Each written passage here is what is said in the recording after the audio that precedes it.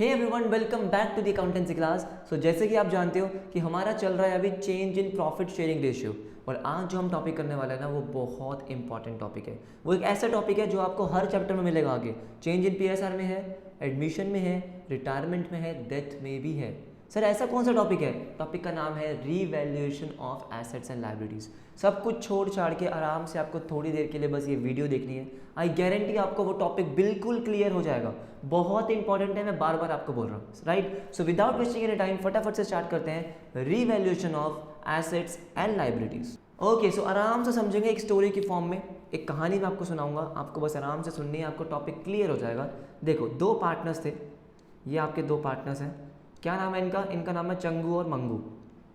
एक का नाम है चंगू और एक का नाम है मंगू। ये दोनों पार्टनर्स हैं और इनकी रेशियो क्या आती है? ये प्रॉफिट शेयर कर रहे हैं 3:2 में। जब से इन्होंने बिजनेस शुरू किया है तब से 3:2 में कर रहे हैं, क्योंकि चंगू ज़्यादा काम करता होगा, जो भी रीज़न हो सकता है। अब हुआ क्या, जब इन्होंने बिजनेस स्टार्ट किया था, कुछ भी किया था, तो इन्होंने एक लैंड परचेज़ की थी। क्या परचेज़ करी थी? लैंड। ऑब्वियस सी बात है, कोई बिजनेस करना है तो एक जगह तो चाहिए ना, तो इन्होंने एक लैंड परचेज़ करी और उस लैंड की वैल्यू कितनी थी? 10 लाख। तो इन्होंने 10 लाख रुपीज़ की लैंड परचेज़ करी है। कब करी है? जब इन्होंने बिजनेस शुरू किया था। मान लो इन्होंने बिजनेस शुरू किया था 2010 में, 2010 में बिजनेस शुरू किया था और इन्होंने एक लैंड परचेज़ करी 10 लाख रुपीज़ की। बहुत ही बढ़िया। उसके बाद क्या हुआ कि 1 अप्रैल 2021 को इन्होंने डिसाइड किया कि रेशियो को चेंज किया जाए। क्या किया जाए? रेशियो को चेंज किया जाए और अब प्रॉफिट हम शेयर करेंगे इक्वली। अब हम इक्वल शेयर करेंगे, इक्वल काम, सब कुछ इक्वल। क्या हो गई रेशियो? 1:1। अब हुआ क्या है, ध्यान से समझो कि 1 अप्रैल 2021 को इनको पता चला कि जो इन्होंने लैंड परचेज करी थी ना, उस लैंड की आज वैल्यू कितनी हो गई है? 15 लाख। कितनी हो गई है? 15 लाख। अच्छा ठीक है, अब एक बात बताओ, 2010 में लैंड परचेज करी थी 10 लाख की, तब से लेके अब तक लैंड कितनी अप्रिशिएट हो गई है? उसकी वैल्यू कितनी बढ़ गई है? 15 लाख तक। तो ये जो 5 लाख रुपीज़ का इंक्रीज़ हुआ है, ये जो 5 लाख रुपीज़ का इंक्रीज़ हुआ है, क्या ये चंगू मंगू के लिए एक तरह से प्रॉफिट नहीं है? लैंड की वैल्यू बढ़ गई, आगे जाके जब इसको ये सेल करेंगे, कुछ भी करेंगे, प्रॉफिट तो है ना। 5 लाख रुपए का प्रॉफिट है। और आपको पता है कि क्या करना होता है, कोई भी पुराना प्रॉफिट, हम ये स्टार्टिंग से बोलते हुए आ रहे हैं, कोई भी पुराना प्रॉफिट, कोई भी पुराना लॉस, उसको आपको आगे लेके नहीं जाना है, नई वाली रेशियो में लेके नहीं जाना, मतलब पुरानी रेशियो में ही ख़त्म कर देना है। क्या मतलब हुआ इसका? कि जो भी 1 अप्रैल 2021 तक आपका प्रॉफिट हुआ है लैंड की वैल्यू इंक्रीज होने से, वो आप क्या करोगे? पुराने पार्टनर्स में बांट दोगे 3:2 में। सर अगर ऐसा नहीं करें तो? अब मान लो चंगू मंगू ने ऐसा नहीं किया, चंगू मंगू ने ऐसा नहीं किया और इस लैंड को वो आगे लेके गए गए गए गए गए और 2024 में उन्होंने ये लैंड बेच दी। कितने की? 17 लाख की। कितने की लैंड बेच दी? 17 लाख की। बल्ले बल्ले। क्यों? क्योंकि 10 लाख की लैंड थी, 10 लाख की परचेज करी थी ना, और कितने की बेच दी? 17 लाख की। तो ये आप एक बात बताओ मुझे, यहाँ पे आपको प्रॉफिट कितना हुआ है? यहाँ पे आपको प्रॉफिट हुआ है 7 लाख का। आपको लैंड पे कितने का प्रॉफिट हुआ? 7 लाख का। अब 7 लाख का प्रॉफिट हुआ है, पार्टनर्स को मिलेगा। उस टाइम पे रेशियो कितनी है? उस टाइम पे रेशियो है 1:1। 1:1 की रेशियो, इक्वल बढ़ जाएगा। लेकिन एक बात बताओ, अब मुझे आप एक बात बताओ, क्या ये सही है? क्यों? क्योंकि 7 लाख का प्रॉफिट आप इक्वली डिस्ट्रीब्यूट करो, ये तो गलत हो गया ना। क्यों गलत हो गया? क्योंकि 5 लाख का प्रॉफिट तो 3:2 तक ही हो चुका था जब उनकी रेशियो 3:2 थी। जब उनकी रेशियो 3:2 थी तब तक ही 5 लाख रुपए की लैंड बढ़ चुकी थी। तो आप 7 लाख का प्रॉफिट 1:1 में कैसे डिस्ट्रीब्यूट कर सकते हो? ये गलत है। बात समझ में आई? इसलिए हम क्या करते हैं, जब भी प्रॉफिट शेयरिंग रेशियो चेंज होगी, जब भी प्रॉफिट शेयरिंग रेशियो चेंज होगी, उस टाइम पे मैं अपने सारे एसेट्स और लायबिलिटीज़ को क्या करता हूँ? रीवैल्यू करता हूँ। देखता हूँ उस दिन पे उनकी वैल्यू क्या है, उससे मुझे कितना प्रॉफिट और लॉस हो रहा है, और वहीं पे मैं प्रॉफिट और लॉस को डिस्ट्रीब्यूट करता हूँ। क्यों करता हूँ? बहुत सिंपल सी बात है, वो प्रॉफिट और लॉस पिछला है, पुराना है। जब रेशियो 3:2 थी तो भाई मैं उसको 1:1 में क्यों लेके जाऊंगा? अगर मैं 1:1 में लेके जाऊंगा वो तो गलत हो जाएगा। किसी को प्रॉफिट ज़्यादा मिल रहा होगा, किसी को कम मिल रहा होगा। जो पार्टनर सेक्रीफाइस कर रहा होगा उसको प्रॉफिट कम मिलेगा, जो पार्टनर गेन कर रहा है उसको ज़्यादा मिलेगा। क्या ये सही है? गलत है। तो हम क्या करते हैं, हम रीवैल्यूएशन करते हैं अपने एसेट्स और लाइबिलिटीज़ का। क्या करते हैं, रीवैल्यूएशन। और रीवैल्यूएशन करने से जो भी प्रॉफिट या लॉस होगा, जो भी प्रॉफिट या लॉस होगा वो मैं पार्टनर्स में बांट दूंगा। कौन सी रेशियो में, ओल्ड रेशियो में। क्यों, क्योंकि ओल्ड टाइम्स में हुआ है, रेशियो चेंज होने से पहले का प्रॉफिट है, ओल्ड रेशियो में बांटेंगे। कॉन्सेप्ट समझ में आया आपको revaluation of asset and liabilities का। देखो अभी तो हमने क्या किया, अभी हमने एक एसेट का एग्जांपल लिया, मैं आपको एक लायबिलिटी का एग्जांपल भी जरूर दूंगा कि मान लो ये आपका एक क्रेडिटर था। कौन था, क्रेडिटर। आपने इससे कुछ सामान उधार पे लिया था, ठीक है। कब लिया था, हम मान लेते हैं कि जैसे 2020 में 1 अप्रैल 2020 को लिया था, 1 अप्रैल 2020 को।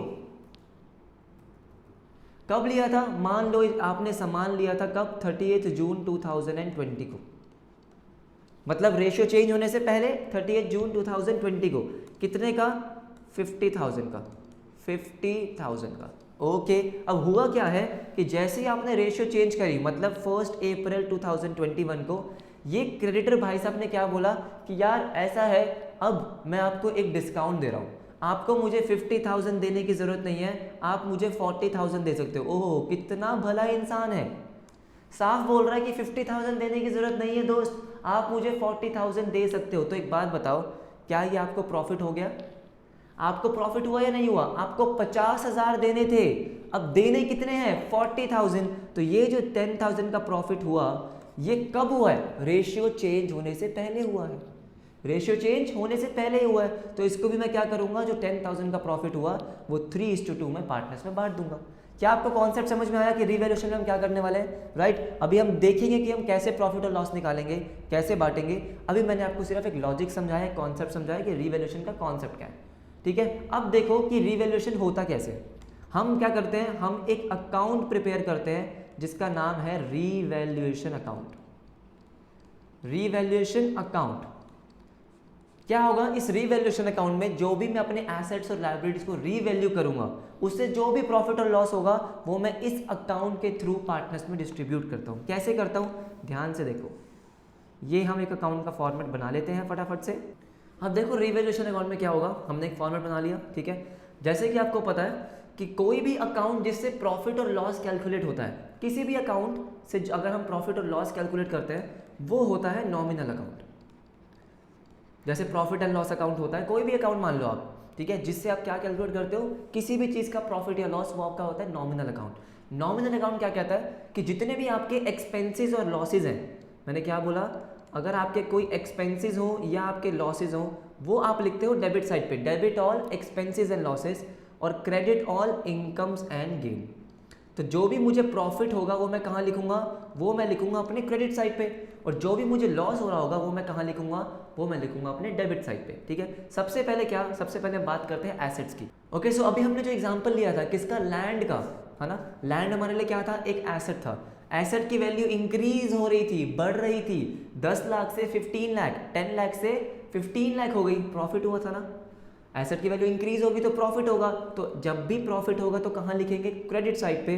तो मैं यहाँ लिखूंगा बाय एसेट्स अकाउंट।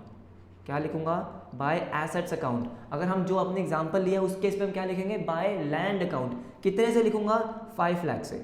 तो हम यहाँ लिख सकते हैं कि increase in value of assets, increase in value of assets. जब भी एसेट्स की वैल्यू इंक्रीज होगी, कहाँ लिखने वाला हूँ मैं, क्रेडिट साइड पे। अब दूसरा एग्जांपल हमने लिया था क्रेडिटर्स का, लायबिलिटीज।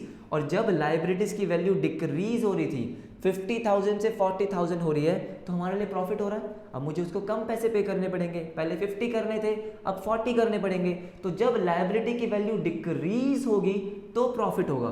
तो मैं कहाँ लिखूंगा, प्रॉफिट हो रहा है तो अगेन क्रेडिट साइड, लेकिन अब यहाँ लिखूंगा मैं बाय लायबिलिटीज। कोई भी लायबिलिटी होगी, जैसे यहाँ पे क्या था, बाय क्रेडिटर्स अकाउंट, कितने से, 10,000 से, लेकिन कब लिखूंगा, जब डिक्रीज हो रही होगी, decrease in value of liabilities. Simple, asset की वैल्यू इंक्रीज होगी तो प्रॉफिट, लायबिलिटी की वैल्यू डिक्रीज होगी तो प्रॉफिट।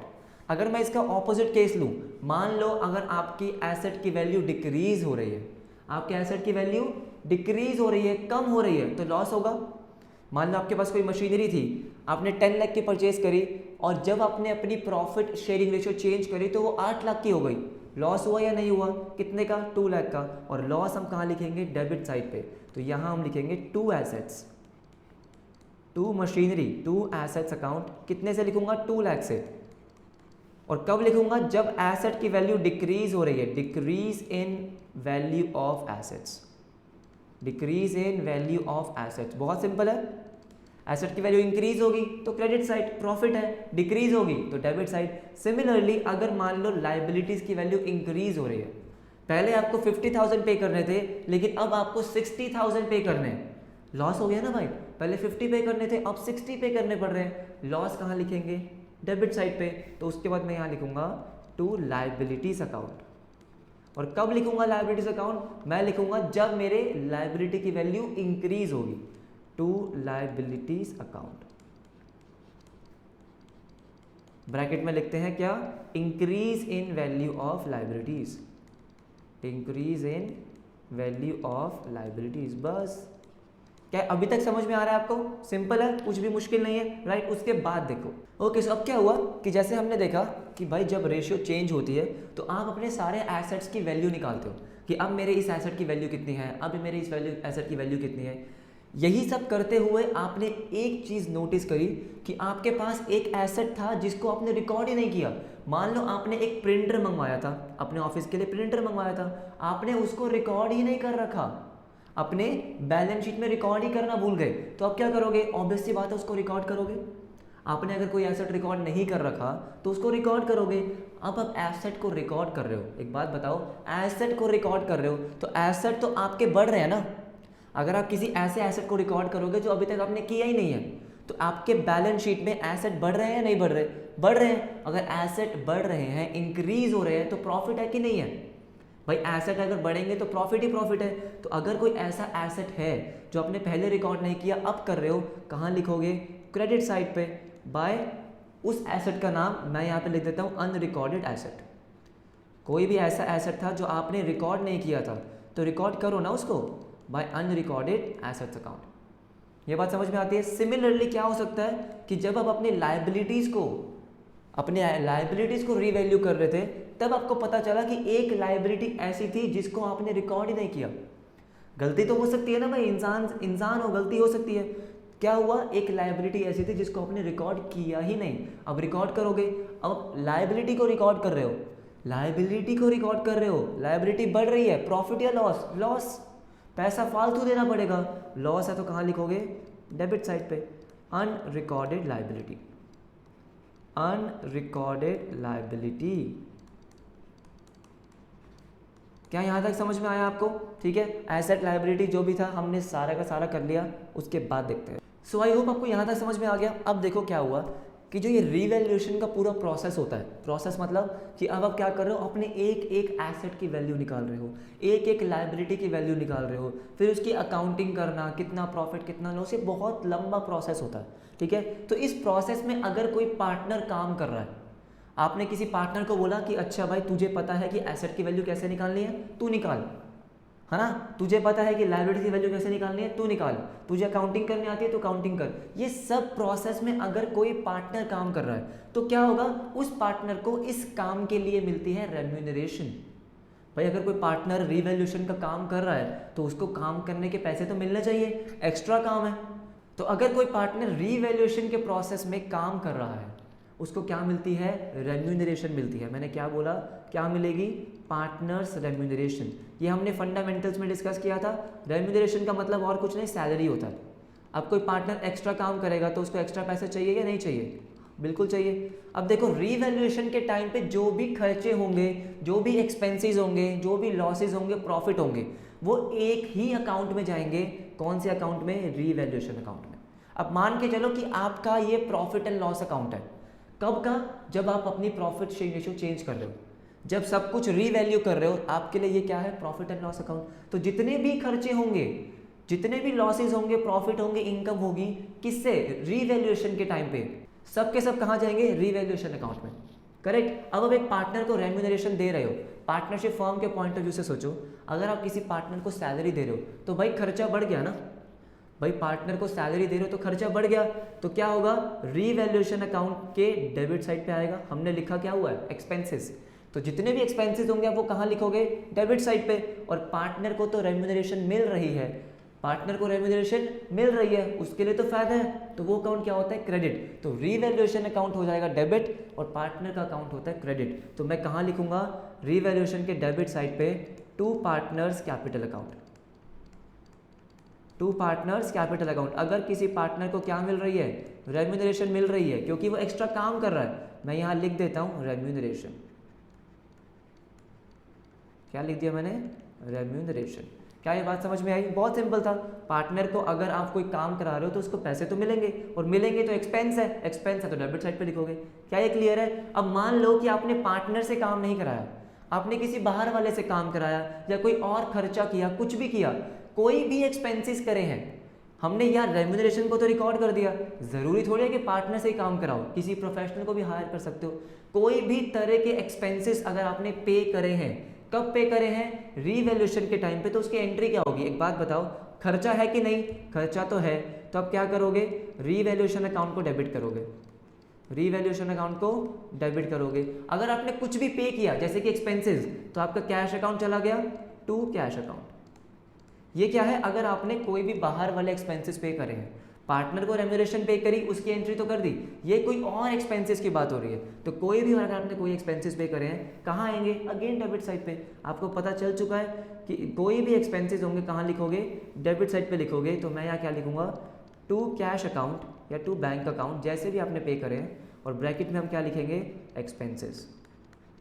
क्या लिखेंगे, एक्सपेंसेस। तो कोई भी एक्सपेंसेस हैं अगर जो आपने पे कर दिए, पार्टनरशिप फर्म ने पे कर दिए, डेबिट साइड पे आएंगे, बस यही है। ठीक है, यही आइटम्स आएंगे रिवैल्यूएशन अकाउंट में, इसके अलावा और कोई आइटम नहीं आने वाला।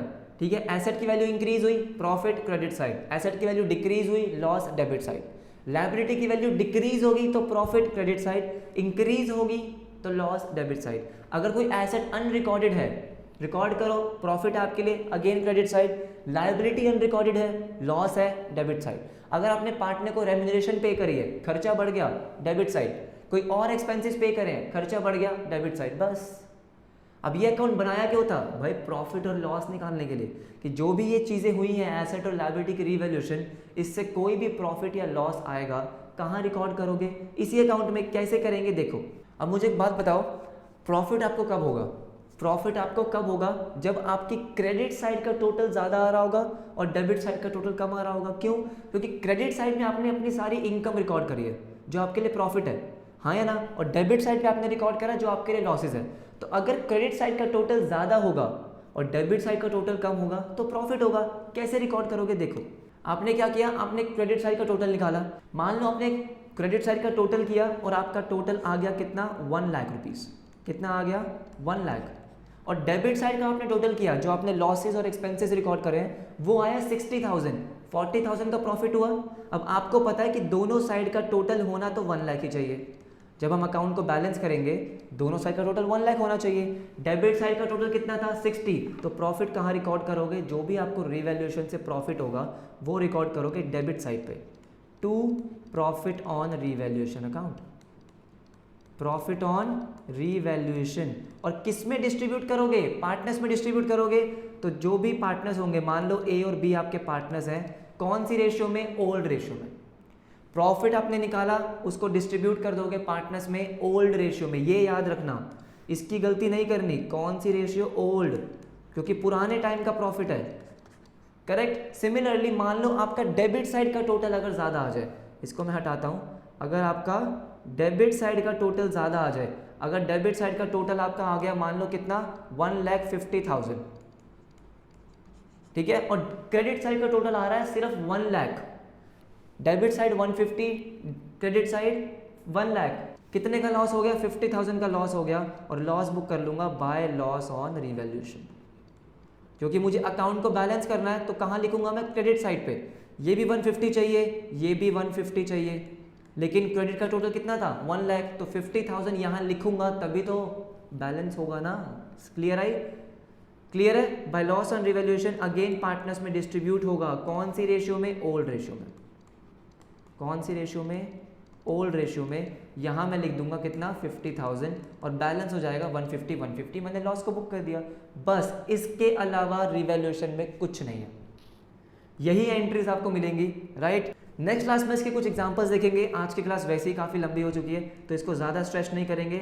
आज की क्लास थी आपको कॉन्सेप्ट समझाने के लिए। आई होप आपका कॉन्सेप्ट क्लियर हो गया हो, करेक्ट। मिलेंगे आपसे नेक्स्ट क्लास में कुछ और एग्जांपल्स के साथ, रिवॉल्यूशन के एग्जांपल करेंगे। कॉन्सेप्ट बिल्कुल क्रिस्टल क्लियर हो जाएगा, आपका टेंशन लेने वाली बात नहीं है। चैप्टर खत्म होने वाला है, बस 2-3 टॉपिक्स और बचे हैं और चैप्टर हमारा खत्म हो जाएगा। सो मिलते हैं आपसे नेक्स्ट क्लास में, तब तक के लिए बाय बाय।